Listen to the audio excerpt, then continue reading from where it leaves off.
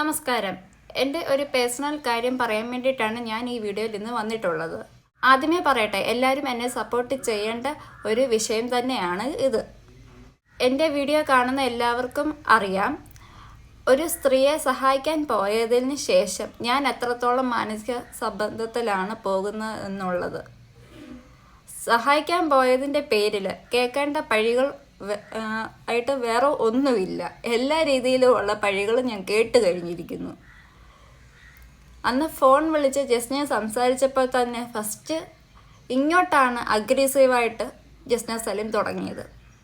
ഞാൻ ഇത്ര മാത്രമേ ചോദിച്ചു തുടങ്ങിയുള്ളൂ, ആ വ്യക്തിക്ക് പകരം ഞാൻ വന്നാൽ മതിയോ എന്ന്. അപ്പോഴത്തേക്കും ജസ്ന പറഞ്ഞത്, നിൻ്റെ അച്ഛനെ ഇവിടെ കെട്ടിക്കാൻ വച്ചിട്ടുണ്ടോ എന്നാണ്.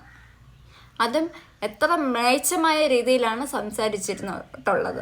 നിങ്ങൾക്ക് വീഡിയോ നോക്കിയാൽ കാണാവുന്നതാണ്. അത് മാത്രമല്ല, ആ വീഡിയോ വെച്ച് തന്നെ റിയാക്ഷൻ എന്ന രീതിയിൽ കസാരയൊക്കെ ഇട്ട് ഒരു സ്റ്റൈലിൽ സെറ്റ് സാരിയൊക്കെ ഉടുത്ത് ഇരുന്ന് ഒരു വീഡിയോ ചെയ്തു വെച്ചിട്ടുണ്ട്. അതിൽ എൻ്റെ കുഞ്ഞുങ്ങളെയും എൻ്റെ ഭർത്താവിനെയും ഉൾപ്പെടെ എൻ്റെ മാതാപിതാക്കളെയും പറയുന്നുണ്ട്. ജസ്ന സലീമിനെതിരെ കൂടുതൽ വീഡിയോസ് ഒന്നും അധികം ഞാൻ ചെയ്യാറില്ലായിരുന്നു. എന്നാൽ ആ സ്ത്രീയെ സഹായിക്കാൻ പോയതിനു ശേഷം പല രീതിയിലും എന്നോട് സംസാരിച്ചതിന് ശേഷം മാത്രമാണ് ജസ്ന സലീമിൻ്റെ പേഴ്സണൽ കാര്യങ്ങൾ എടുത്തു പോലും ഞാൻ സംസാരിച്ചു തുടങ്ങിയത്. കാരണം അത്രത്തോളം അതെന്നെ ബാധിച്ചിട്ടുണ്ടായിരുന്നു. ഇന്നലെ ജസ്ന സലീം ചെയ്ത ഒരു വീഡിയോ ലാസ്റ്റിൽ ഒരു പോർഷനിൽ ജസ്ന സലീം ഒരു കാര്യം പറയുന്നുണ്ട്. 35 ദിവസം, 35 വയസ്സ്, 35 വർഷം, എനിക്കും എൻ്റെ വീട്ടുകാർക്കും മാത്രം അറിയാവുന്ന ഒരു കാര്യം ജസ്ന സലീം അവിടെ പറയുന്നുണ്ട്. ശരിയാണ്, എന്നെ എൻ്റെ അച്ഛനും അമ്മയും ഹൈക്കോടതി മുഖേന ദത്തെടുത്തത് തന്നെയാണ്. അങ്ങനെയുള്ള ഒരു വ്യക്തിയെ അച്ഛനും അമ്മയും ഇല്ല എന്ന് പറഞ്ഞ് ആക്ഷേപിക്കുന്നത് എന്ത് അടിസ്ഥാനത്തിലാണെന്ന് എനിക്ക് മനസ്സിലാവുന്നില്ല. സ്വന്തമായി അച്ഛനും അമ്മയും എനിക്ക് ഉണ്ട് എന്ന് കൃത്യമായി അതിൽ പറയുന്നുമുണ്ട്. എൻ്റെ പേരെടുത്ത് പറയുന്നില്ല എന്ന് മാത്രമേ ഉള്ളൂ അതിലുള്ള വ്യത്യാസം. ഞാൻ ആ വീഡിയോ ഇതിൻ്റെ കൂടെ ആഡ് ചെയ്യുന്നതാണ്. 35 ദിവസം പ്രായമുള്ള നിന്നെ കുത്താൻ ഞാൻ വരൂ. അതെ, എനിക്കൊക്കെ സ്വന്തമായിട്ട് അച്ഛനും അമ്മയുണ്ട്. നിങ്ങൾക്കുണ്ടോ? എല്ലാവർക്കും ഉണ്ടാവില്ലോ. സ്വന്തമായിട്ട് അച്ഛനും അമ്മയും ഇല്ലാത്തവൾ എന്താ പറയാറ്? അതറിയില്ല, ഓനറിയില്ല. എനിക്ക് സ്വന്തമായിട്ട് അച്ഛനും അമ്മയുണ്ടോ? 35 വയസ്സ് പ്രായമുള്ളപ്പോൾ അച്ഛനും അമ്മയും ഉപേക്ഷിച്ചിട്ടുണ്ടോ? അമ്മയും അച്ഛനും ഇല്ലാത്തവൾ എന്ന് വിളിച്ച് അധിക്ഷേപിക്കുന്നതും അപമാനിക്കുന്നതും മനുഷ്യത്വം ഇല്ലാത്ത ഒരു സ്ത്രീ എന്ന് തുറന്ന് കാണിക്കുക തന്നെയാണ് അവൾ ചെയ്യുന്നത്. അത് മാത്രമല്ല, ദത്തെടുക്കുക എന്ന് പറയുന്നത് മഹത്തായ ഒരു കാര്യമാണ്. ജസ്നയ്ക്കോ ജസ്നയുടെ കുടുംബത്തിലുള്ളവർക്കോ ചെയ്യാൻ പറ്റാത്തൊരു കാര്യം എൻ്റെ അച്ഛനും അമ്മയും ചെയ്തു എന്നിലൂടെ. അങ്ങനെയുള്ള എന്നെ ഹൈക്കോടതി അഡോപ്ഷൻ്റെ കാര്യത്തിൽ എങ്ങനെയൊക്കെ ലോ എടുത്തിട്ടുണ്ടെന്നുള്ളത് ഞാൻ പറയാതെ തന്നെ നിങ്ങൾക്ക് എല്ലാവർക്കും അറിയാവുന്ന ഒരു കാര്യമാണ്. ഇത് വീഡിയോ വന്നതിന് ശേഷം എൻ്റെ അമ്മയ്ക്കും അച്ഛനും ഉണ്ടായ മാനസിക സമ്മർദ്ദം ചെറുതല്ല. സലീം, ആവശ്യമില്ലാതെ ഞങ്ങളുടെ കുടുംബത്തെ കയറി സംസാരിക്കാനോ ഞങ്ങളുടെ ഉച്ചമായിട്ട് പിന്നെ അഡോപ്ഷനാണ്, അച്ഛനും അമ്മയും ഇല്ല എന്ന് നിനക്ക് പറയേണ്ട യാതൊരു അവകാശവും ഇല്ല.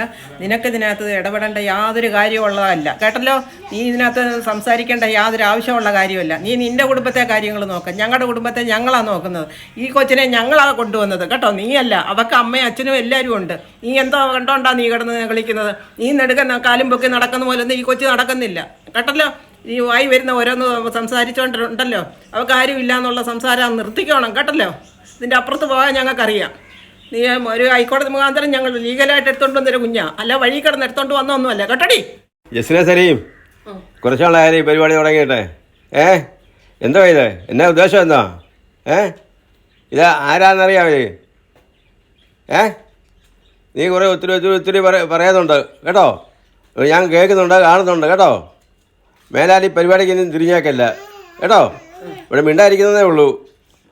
അത് ഇനി മേലാൽ ഈ ഒരു രംഗത്തെ ഇറങ്ങിയേക്കരുത്. ശോഭയായിട്ടുള്ള ഇത് നിർത്തിയേക്കണം, കേട്ടോ. മിണ്ടാതിരിക്കുന്നതുകൊണ്ടോ നീ വലിയ കളി കളിക്കല്ലേ, കേട്ടോ. ഞാൻ ശോഭയുടെ അച്ഛനാ, കേട്ടോ. ഇതിലെല്ലാം ഞാൻ കാണുന്നുണ്ട്, അറിയുന്നുണ്ട്. അവിടെ നിർത്തിയാക്കി പരിപാടി ഇന്നുകൊണ്ട്, കേട്ടോ. മനസ്സിലായോ? ഇനി അധികം കളിക്കാൻ വരട്ടെ. ഞാൻ കംപ്ലൈൻറ്റ് ഓൾറെഡി ജസ്നയ്ക്കെതിരെ കൊടുത്തിട്ടുണ്ട്. പക്ഷെ സൈബർ സെല്ലിൽ നിന്നും ഇങ്ങനെയുള്ള കാര്യങ്ങൾക്കുള്ള നിയമം ഹൈക്കോടതി മുഖേന തന്നെ റിമൂവ് ചെയ്തിരിക്കുന്നു. അത് കാരണമാണ് ആർക്കും ഒന്നും ചെയ്യാൻ പറ്റാത്ത അവസ്ഥ ഉണ്ടാക്കിയിട്ടിരിക്കുന്നത്. അതുമാത്രമല്ല, എൻ്റെ ഫോട്ടോ ഉൾപ്പെടെയുള്ള വാട്സപ്പിൻ്റെ ചാറ്റ് കോൾ ഹിസ്റ്ററി മൊത്തം സോഷ്യൽ മീഡിയ വഴി എല്ലാ രീതിയിലും പബ്ലിക്കാക്കി ഇടുകയും ചെയ്യുന്നുണ്ട്. അതിൽ നിന്നും എനിക്ക് കോളുകൾ ആവശ്യമില്ലാത്ത വളരെ വൃത്തികെട്ട രീതിയിലുള്ള കോളുകളാണ് വന്നുകൊണ്ടിരിക്കുന്നത്. കഴിഞ്ഞ ദിവസം 28-ാം തീയതി രാത്രിയിൽ ഇതുപോലൊരു കോള് വന്നിരുന്നു. ട്രൂ കോളറിൽ നോക്കിയപ്പോൾ യങ് ബോയ് ആണ് പറഞ്ഞിരിക്കുന്നത്. ഞാൻ എൻ്റെ കാര്യങ്ങൾ നോക്കി എൻ്റെ വീഡിയോസ് എല്ലാം ചെയ്ത് വന്നിരുന്ന ഒരു സമയമായിരുന്നു അത്. കുറേ നാളുകൾക്ക് മുമ്പേ ഞാൻ പറഞ്ഞിട്ടുണ്ടായിരുന്നു, ജസ്ന സലീമിൻ്റെ കാര്യം ഞാൻ പറയത്തില്ല, ഇനി അവളുടെ കാര്യം ഞാൻ വിട്ടു എന്ന് ഞാൻ പറഞ്ഞിട്ടുണ്ടായിരുന്നു. അതിനുശേഷം ഞാൻ എൻ്റേതായിട്ടുള്ള കാര്യങ്ങളും വീഡിയോസുമാണ് ഞാൻ കൂടുതലും. നമ്മൾ അവരെ കാര്യം നിർത്തിക്കഴിഞ്ഞെങ്കിൽ പോലും നമ്മളെ ആവശ്യമില്ലാതെ പ്രകോപിപ്പിച്ച് ആവശ്യമില്ലാത്ത പ്രശ്നം ഉണ്ടാക്കലാണ് റീച്ച്, നെഗറ്റീവായിട്ടാണേലും പോസിറ്റീവായിട്ടാണേലും റീച്ച് ഉണ്ടാക്കലാണ് ജസ്ന സലീം എന്ന വ്യക്തിയുടെ മെയിൻ എയിം. അന്ന് വിളിച്ച നമ്പർ ഞാൻ പറഞ്ഞുതരാം. 7483354100. ഇതാണ് യങ് ബോയുടെ നമ്പർ. അതുകൂടാതെ ഇന്ന് രാവിലെയും എനിക്കൊരു കോള് വന്നിരുന്നു. അതിൻ്റെ പേര് വന്നിട്ട് രാജ് കെ. നമ്പർ ഞാൻ പറയാം, 9620055635. മാനസികപരമായിട്ട് എന്നെ ജസ്ന സലീം ഉപദ്രവിച്ചു കൊണ്ടേയിരിക്കുകയാണ്. ഇതിങ്ങനെ തുടർന്ന് പോയാൽ എനിക്ക് എന്തെങ്കിലും ചെയ്ത് വെക്കേണ്ട അവസ്ഥയാണ് വരുന്നത്. കാരണം 2-3 പ്രാവശ്യം ഞാൻ SP ഓഫീസിൽ ആ ഒരു സ്ത്രീയെ സഹായിച്ചതിൻ്റെ പേരിൽ എനിക്ക് ഏൽക്കേണ്ട അപമാനം ചെറുതല്ല. 2-3 പ്രാവശ്യം ഞാൻ SP ഓഫീസിൽ കയറി ഇറങ്ങി. അവർക്കൊന്നും ചെയ്യാൻ പറ്റത്തില്ലെന്നാണ് അവർ പറയുന്നത്. കാരണം സൈബർ സെല്ലിൽ നിന്ന് അങ്ങനെ ഒരു ലോ റിമൂവ് ചെയ്തത് കൊണ്ട്. പിന്നെ ഹൈക്കോടതി മുഖേന എന്തെങ്കിലും ചെയ്യാനേ പറ്റത്തുള്ളൂ. അതിനെക്കുറിച്ച് ചോദിച്ചപ്പം നീ കൊടുക്ക് എന്നും പറഞ്ഞുകൊണ്ട് ഒരു ചീത്തവാക്കാണ് പറയുന്നത്. അപ്പോൾ ഇങ്ങനെയുള്ള ഒരാളെ നമ്മൾ എങ്ങനെയാണ് നിയമപരമായിട്ട് നേരിടേണ്ടത്? നിങ്ങൾ തന്നെ ഒന്ന് പറയണം. സപ്പോർട്ട് ഉണ്ടെന്നും പറഞ്ഞ് അന്ന് കുറേ ചേച്ചിമാർ വന്നിരുന്നു. ഇപ്പം അവരെല്ലാവരും കൈമലർത്തിയിരിക്കുകയാണ്. ഇന്നത്തെ ദിവസം എന്തായാലും എൻ്റെ ജീവിതത്തിലും ജസ്ന സലീമിൻ്റെ ജീവിതത്തിലും നിർണായകം തന്നെയാണ്. ഞാൻ ഇപ്പോഴും ഒരു കേസ് ഫയൽ ചെയ്തിട്ടുണ്ട്. അതിൻ്റെ റിപ്ലൈ എന്ത് വന്ന് ഞാൻ നോക്കിയിട്ട് അതിന് ശേഷം മാത്രമേ എന്ത് ചെയ്യേണ്ടതെന്നുള്ളത് മാത്രമേ ഞാൻ തീരുമാനിക്കത്തുള്ളൂ. കാരണം അത്രത്തോളം അധപ്പതിച്ച വാക്കുകളാണ് എന്നോട് പറഞ്ഞിട്ടുള്ളത്, എൻ്റെ കൊച്ചുമക്കളെക്കുറിച്ച് പോലും പറഞ്ഞിട്ടുള്ളത്. ഫസ്റ്റ് തുടക്കം കുറിച്ചത് ജസ്ന സലീം തന്നെയാണ്. അത് ഞാൻ എവിടെ ആണേലും തറപ്പിച്ച് പറയുന്നു. കൃഷ്ണനെ വരയ്ക്കുന്ന ഒരു കലാകാരി, ദൈവങ്ങളെ വരയ്ക്കുന്ന ഒരു കലാകാരിക്ക് ഇത്ര മ്ലേച്ഛമായ രീതിയിൽ സംസാരിക്കാൻ പറ്റുന്നത് ശരിക്കുള്ള ഒരു കൃഷ്ണഭക്തയല്ല. അതുകൊണ്ട് തന്നെയാണ് ഇത്രയും വൃത്തികെട്ട രീതിയിൽ സംസാരിക്കാൻ പറ്റുന്നത്. ഇല്ലാന്നുണ്ടെങ്കിൽ ഇങ്ങനെ ആരോടും പെരുമാറത്തുമില്ല. ഒരു സ്ത്രീകളെയും ആക്ഷേപിച്ചോ അധിക്ഷേപിച്ചോ സംസാരിക്കാൻ നിൽക്കത്തുമില്ല. അത് എത്രത്തോളം ക്രൂരതയുള്ള മനസ്സിന് ഉടമയാണെന്നുള്ളതാണ് ജസ്ന സലീം തുറന്നു കാണിച്ചിട്ടുള്ളത്. ഞാനും എൻ്റെ വീഡിയോയിൽ പല കള്ളത്തരങ്ങളും തുറന്നു കാണിച്ചിട്ടുണ്ട്. എല്ലാവരും എൻ്റെ കൂടെ നിൽക്കും എന്ന ഉള്ള ഒരു ഉറപ്പിന്മേൽ ഞാൻ ഇവിടെ നിർത്തുകയാണ്. പോലീസ് എന്തായാലും കേസെടുക്കത്തില്ല എന്നുള്ളത് എനിക്ക് ഉറപ്പുള്ളൊരു കാര്യമാണ്. അപ്പോൾ എനിക്ക് ബാക്കി എന്താ ചെയ്യാൻ പറ്റുക? അതേ പറ്റത്തുള്ളൂ.